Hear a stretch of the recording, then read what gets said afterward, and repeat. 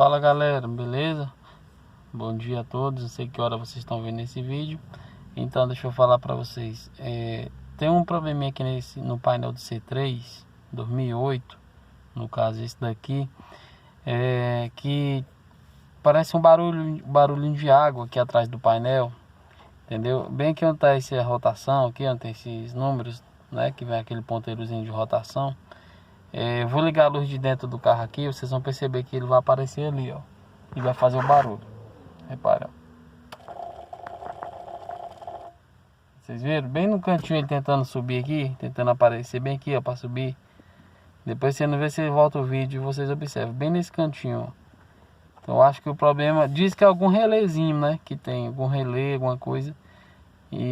Mas quando você desligar a luz, se eu desligar a luz do teto aqui, desliguei.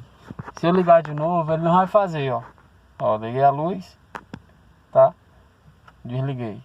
Qualquer coisa que você fizer elétrica no carro aqui, ele vai acionar. Mas ele só vai fazer isso aqui quando o relé desarma lá. Dá para escutar. Se você desligar tudo no carro, você fica mais ou menos 40 segundos, você escuta o relé desarmando aqui embaixo do painel. E quando você ligar de novo qualquer coisa dentro do carro, vai fazer esse negócio aqui, desse barulho, desse ponteiro de rotação aí, como se fosse um barulho de água.